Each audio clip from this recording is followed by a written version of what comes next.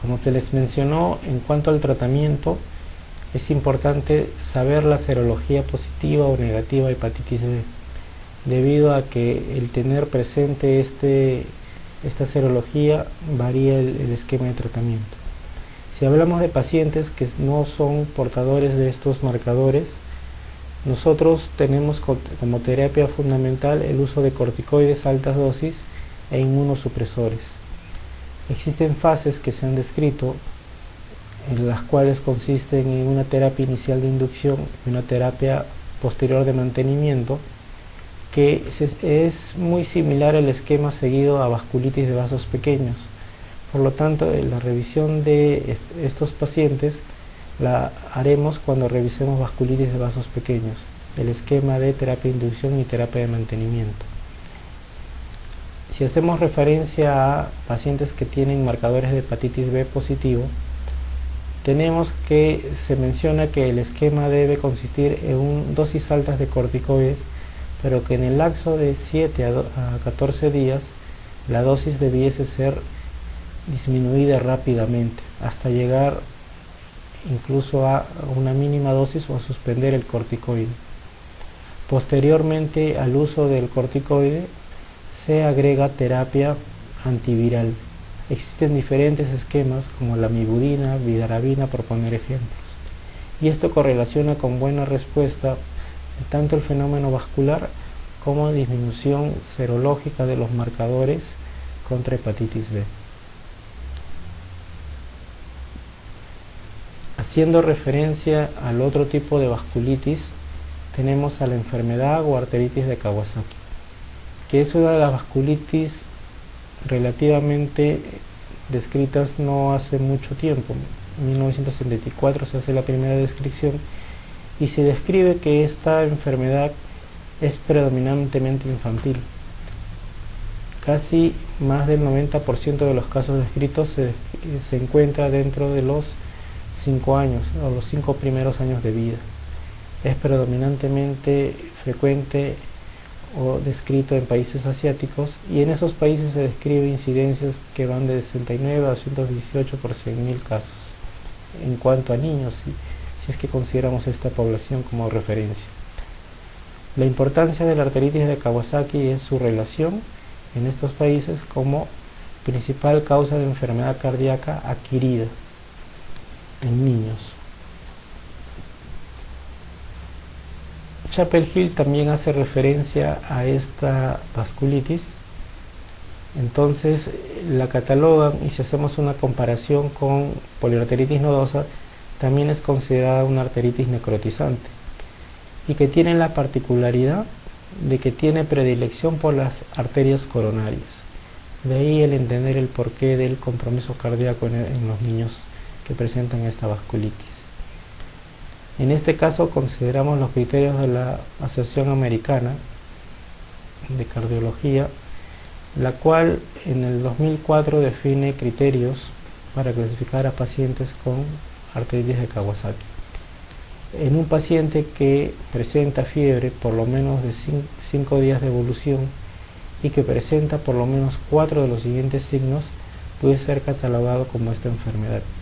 Y ahí mostramos al compromiso ocular manifestado como inyección conjuntiva bilateral, cambios en la mucosa oral manifestado como fisuras labiales, la lengua en frambuesa, la faringe congestiva, cambios dérmicos principalmente en extremidades, manifestado como edemas de manos y pies, eritema en palmas y plantas e incluso descamación periungual, un exantema polimorfo que está muy asociado a la presencia de fiebre principalmente, y la presencia de crecimiento ganglionar, ganglios de localización cervical por encima de 1,5 centímetros.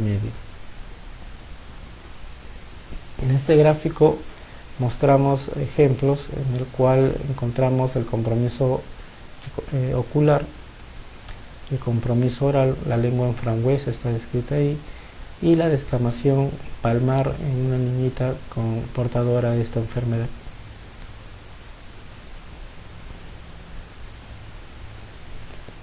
La Sociedad Americana de Cardiología hizo extensión de los criterios de clasificación de Kawasaki para pacientes que no completaban por lo menos los criterios anteriores, y ahí ellos toman en consideración a la proteína C reactiva mayor de 3, a la BSG mayor de 30, albúmina menor de 3, anemia si consideramos la edad del paciente, elevación de alanina aminotransferasa, un recuento plaquetario por encima de 450.000 mayor pasado la semana o mayor de 7 días, leucocitosis por encima de 15.000 o la presencia en orina de leucocitos por encima de 10. Con respecto a la enfermedad de Kawasaki, es importante hacer referencia a la mortalidad cardíaca que se presenta en estos pacientes y es considerada la primera causa en niños. El riesgo de lesión coronaria debido a la afectación de este segmento es muy frecuente y muchas veces suele tener una evolución nefasta. La mortalidad derivada incluso por secuelas es también importante. Se describe que en fase aguda ya existe compromiso vascular. Es manifestado esto inicialmente como el compromiso del vaso coronario en este caso, el cual en forma crónica también pudiese presentar algunas complicaciones como la presencia de aneurismas o la mayor frecuencia de trombosis o estenosis en estos pacientes. No están exentos los diferentes segmentos cardíacos que pueden ser afectados. Tenemos problemas a nivel valvular, miocárdico y pericárdico, como a su vez la presencia de el compromiso de pericardio y la presencia de trastornos del ritmo en estos pacientes. En cuanto al tratamiento, a diferencia de otras enfermedades, los corticoides no son la terapia de primera elección. El tratamiento de primera elección es la gamma globulina endovenosa a una dosis de 2 gramos por kilo en una dosis única en un lapso único y en el cual la duración de la misma es aproximadamente 12 horas. Se sugiere o se ha encontrado mayor respuesta antes del día 10 de la enfermedad. Se ha visto una reducción por encima del 20% de los casos en cuanto a complicaciones coronarias en el futuro del paciente. El otro elemento importante para el tratamiento es el uso de ácido acetil salicílico en dosis altas. Se recomienda dosis por encima de 80 a 100 miligramos por kilo por día durante 2 semanas y luego una reducción progresiva hasta el segundo mes. En pacientes refractarios a este tratamiento se han intentado diferentes alternativas, dentro de los cuales tenemos a los pulsos de metilprednisolona o terapia antifactor de necrosis tumoral alfa, los cuales han tenido mediana respuesta. Bueno, tratando de enfocarnos en el calibre de los vasos, tenemos al último grupo, a la vasculitis de vasos pequeños, y principalmente las que están asociadas al anticuerpo anticitoplasmático del neutrófilo, las asociadas a ANCA. Tenemos a 3 entidades que vamos a describir: la poliangiitis microscópica, la granulomatosis de Wegener y el síndrome de Chur-Strauss. Si tratamos de ver similitudes entre estas vasculitis, las vamos a encontrar. Histológicamente, algunas características son compartidas, como por ejemplo la presencia de granulomas, tanto en granulomatosis de Wegener y síndrome de Chur-Strauss, y la presencia de necrosis a nivel de vasos medianos y pequeños que pueden estar presentes en estas entidades. Algunas características particulares y que las diferencian de las otras son, por ejemplo, que granulomatosis de Wegener afecta principalmente el segmento renal, principalmente el glomérulo, y también el tracto respiratorio superior y el tracto respiratorio inferior. En cuanto al síndrome de Chur-Strauss, su asociación con fenómenos alérgicos como asma o la presencia de eosinofilia tisular periférica es otra de las características que la destaca del resto, Y en cuanto a poliangiitis microscópica, vemos que el compromiso tanto glomerular y pulmonar en forma asociada es también muy frecuente, ¿no?, mediante la forma clínica de un síndrome pulmón-riñón. En cuanto a vasculitis de vasos pequeños, existen algunos conceptos que las diferencian del resto de vasculitis que es importante recordarlas. Cuando uno habla de tratamiento, menciona conceptos como los criterios de remisión, respuesta, enfermedad que recidiva, enfermedad refractaria y enfermedad de baja actividad. Y esto está basado ya en definiciones específicas. Por ejemplo, se menciona que remisión es la ausencia de actividad de enfermedad. Respuesta es aquella en el cual a un paciente que sometido a tratamiento existe una reducción del 50% de la actividad de la enfermedad. Recidiva, uno la puede catalogar como mayor o menor si existiese o no compromiso de un órgano importante. Refractariedad se describe principalmente a la falta de respuesta a tratamiento, ya sea tanto respuesta clínica, si nos basamos en un score de actividad, o incluso a la persistencia de los síntomas y signos si lo hacemos basándonos en parámetros clínicos. Y enfermedad persistente también es aquella en la cual existe un score de actividad persistente en cuanto a valores luego de un tratamiento adecuado. El otro punto a considerar y de importancia es el describir acerca de aspectos diagnósticos y la importancia del ANCA. El ANCA es un anticuerpo el cual se dirige contra enzimas del neutrófilo.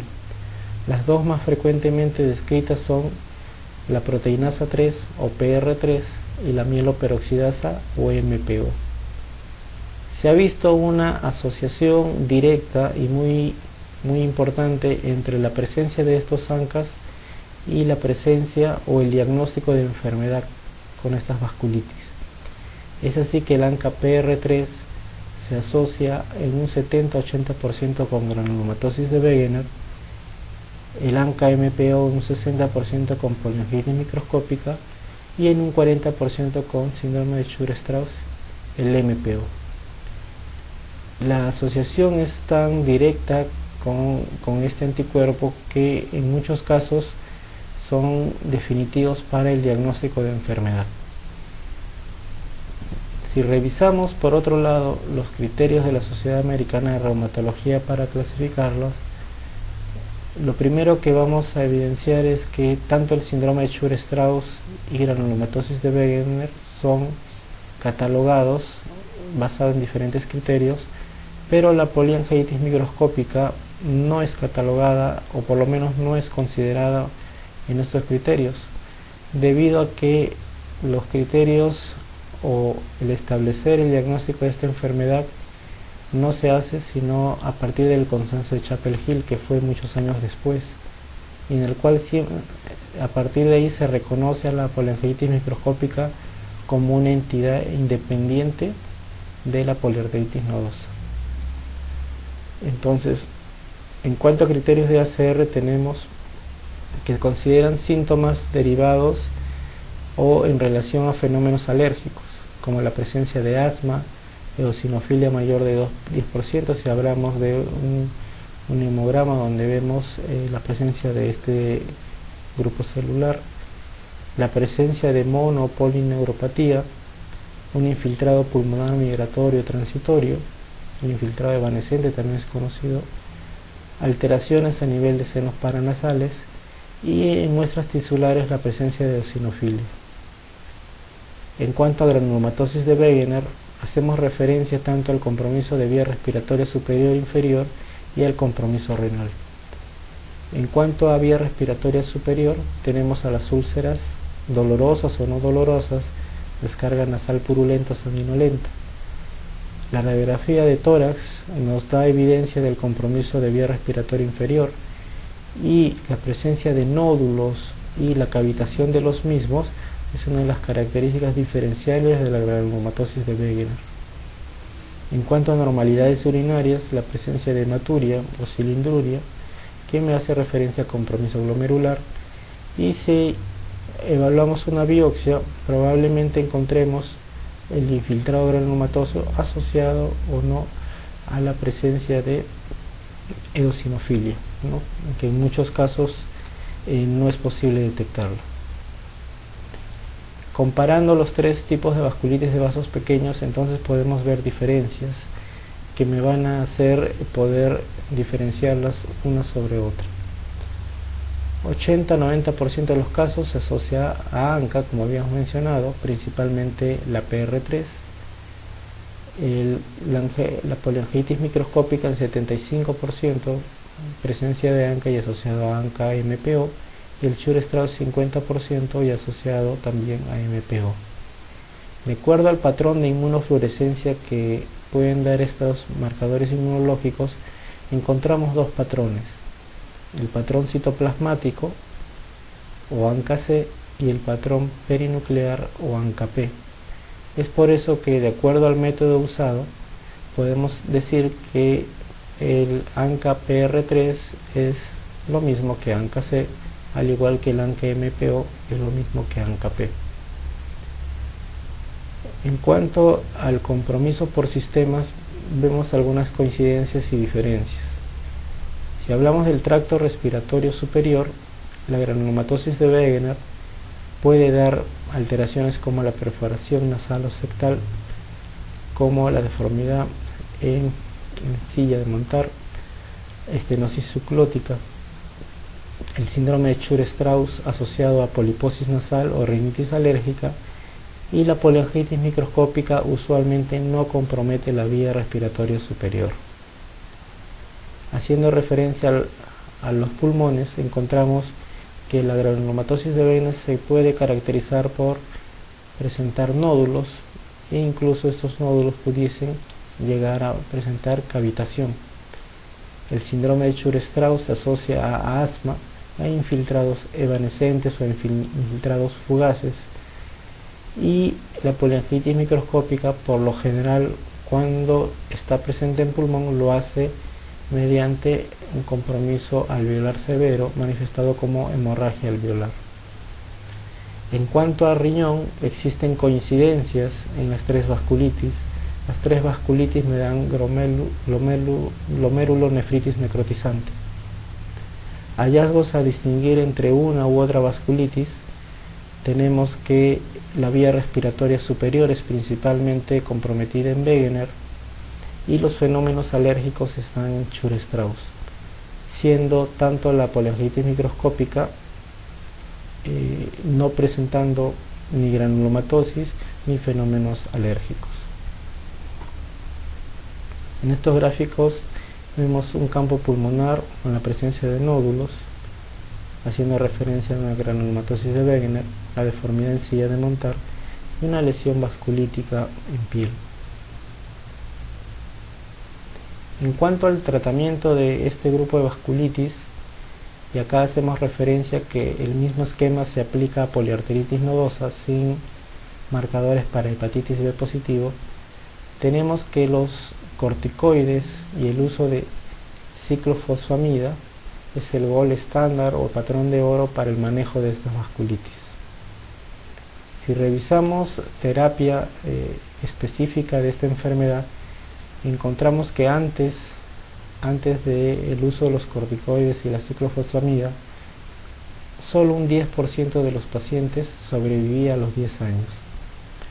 Con el uso de los corticoides, la sobrevivencia mejora a cerca del 50% de los pacientes, y cuando se hace uso de inmunosupresores, por ejemplo ciclofosfamida o azatioprina, llegó a tener valores de por encima del 80% de sobrevivencia.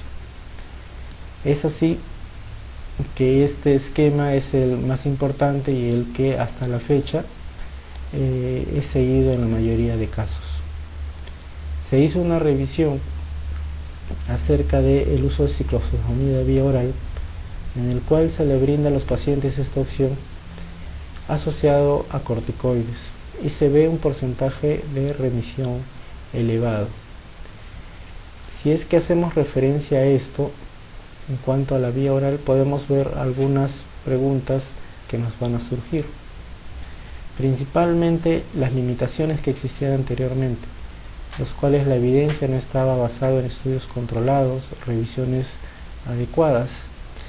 La otra pregunta es que ya es sabido que tanto los corticoides y la ciclofosfamida son o presentaban una toxicidad muy elevada, y en ese entonces, cuando se empezó a usar estos medicamentos, no existían criterios para definir cuándo la enfermedad estaba inactiva, es decir, definir remisión, definir recaídas. El concepto ha variado actualmente, ya se ha dividido el esquema basado en fases, fase de inducción y fase de mantenimiento. Se ha llegado a determinar con mayor claridad los diferentes tipos de vasculitis. Existen herramientas clínicas para definir remisión de enfermedad o para valorar daño del órgano, y se ha comprendido aún más el rol del ANCA en estas vasculitis. Entonces, previo a empezar a describir el tratamiento, es importante recordar que la enfermedad en sí puede tener diferentes grados de extensión. Es así que existen diferentes términos a considerar. Por ejemplo, el de enfermedad localizada, el cual hace referencia principalmente a granulomatosis de Wegener, la cual considera enfermedad localizada aquella que compromete al tracto respiratorio superior o inferior sin comprometer otro órgano. La forma limitada o sistémica temprana, en el cual puede haber compromiso de cualquier órgano sin que exista un compromiso que comprometa la vida o el funcionamiento de ese órgano. Una forma generalizada donde ya existe un compromiso importante de órganos y se hace referencia principalmente al riñón, en el cual valores de creatinina por encima de 5.6 son considerados un criterio para ser considerado generalizado. Las formas severas existen en los casos en que existe falla renal, principalmente de un órgano vital, con valores de creatinina por encima del corte de 5.6. Y enfermedad refractaria es considerada aquella que no responde a corticoides ni a ciclofosfamida. La primera fase del tratamiento es denominada fase de inducción de la remisión. Entonces, lo que se trató de evaluar en este caso es la importancia de la ciclofosfamida vía oral.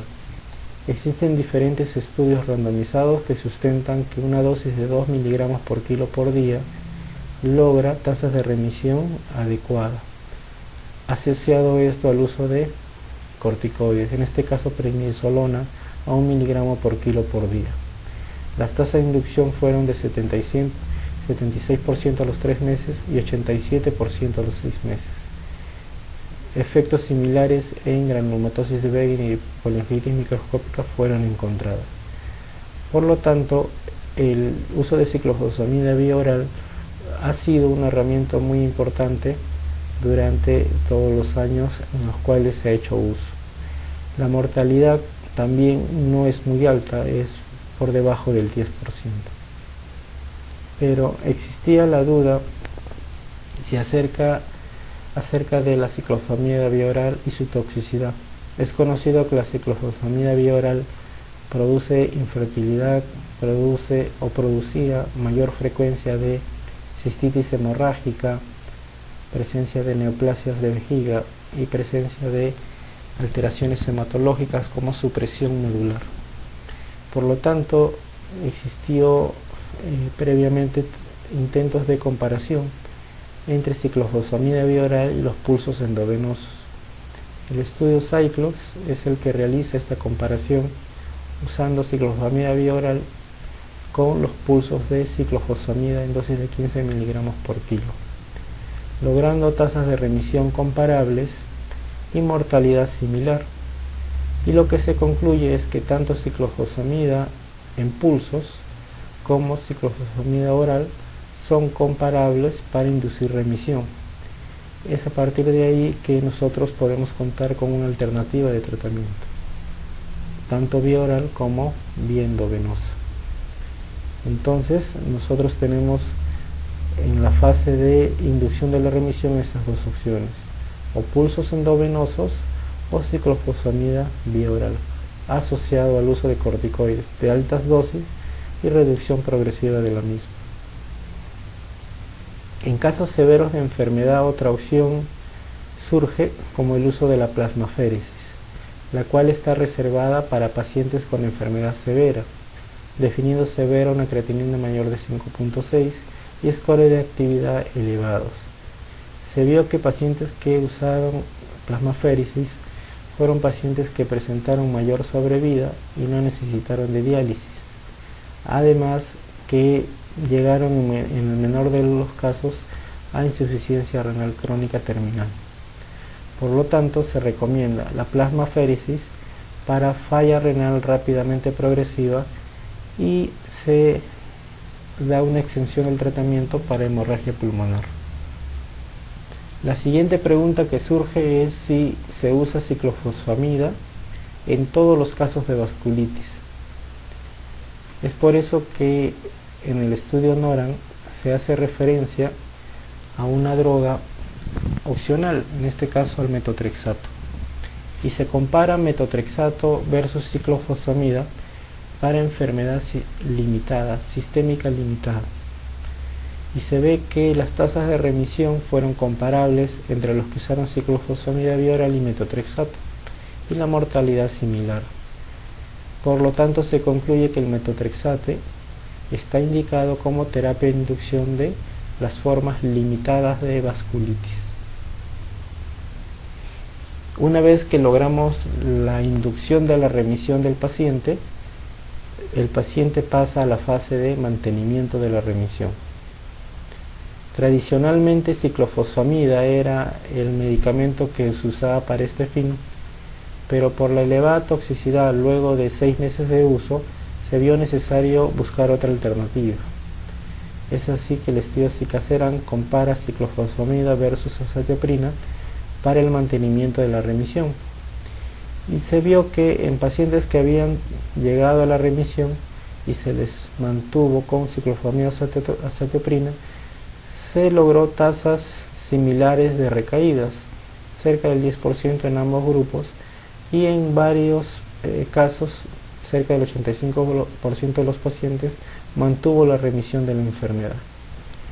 Por lo tanto, concluimos que azatioprina es tan efectiva como ciclofosfamida para el mantenimiento de la remisión.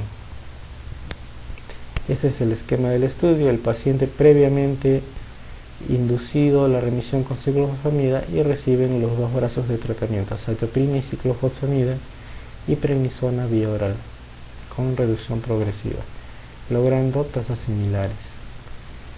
En cuanto al uso de ciclofosfamida, existe algunas consideraciones en cuanto a la edad del paciente y en cuanto al porcentaje o valor de creatinina. De acuerdo a una mayor edad o una menor tasa de depuración o un valor sérico de creatinina mayor, se debe graduar la dosis de ciclofosfamida. Por lo tanto, haciendo resumen de los esquemas de tratamiento estudiados, encontramos lo siguiente. Tenemos 3 grupos de pacientes: pacientes que tienen o van a recibir pulsos de ciclofosfamida y pacientes que van a recibir ciclofosfamida vía oral. Esto aplica principalmente para enfermedad sistémica generalizada. Por otro lado, en pacientes que presentan enfermedad limitada, se considera como tratamiento de elección al metotrexate. Una vez que se logra la inducción de la remisión, el paciente pasa a una fase de mantenimiento, en el cual azatioprina o metotrexate son las drogas consideradas como alternativas, o incluso ciclofosfamida. Todo esto asociado al uso de corticoides a altas dosis y posterior remisión de la dosis. ¿Qué hacer en pacientes que presentan recaída de la enfermedad? Lo que se sugiere en estos casos es aumentar la dosis de corticoides si es que la han tenido por debajo de o en valores bajos, y tratar de usar un inmunosupresor. Para eso existen alternativas al tratamiento, ¿no?, como los esquemas anteriores ya mencionados. El uso de metilprednisolona nuevamente o plasmaféresis se debiese considerar para los casos severos. Diferentes alternativas han surgido, no todas necesariamente con buenos resultados, pero como alternativas. Tenemos a la inmunoglobulina endovenosa y otras drogas en investigación, como los anti-TNF, el rituximab, el Campac-1H. Y bueno, en cuanto a sobrevida de estos pacientes, existen diferentes criterios a tener en cuenta. El criterio que tiene mayor uso en vasculitis de vasos pequeños es aquel que hace referencia a 5 puntos o 5 factor score. Y tenemos en este caso a 5 puntos: la proteinuria mayor de 1 gramo, la insuficiencia renal manifestado como una creatinina mayor de 1.6, cardiomiopatía, gastrointestinal, compromiso gastrointestinal y compromiso del sistema nervioso central. Este es un score pronóstico, el cual me va a dar probabilidad de muerte en un paciente. Si el paciente no tuviese ninguno de estos criterios, es considerado tener una baja mortalidad, cerca del 10 a 12%. Si tuviera uno de estos criterios, la mortalidad alcanza al 26%, y si tiene de 2 a más criterios, por encima del 46%. Entonces, que esos criterios son importantes de considerar para evaluar probabilidad de ser agresivos en el tratamiento de un paciente con vasculitis de vasos pequeños.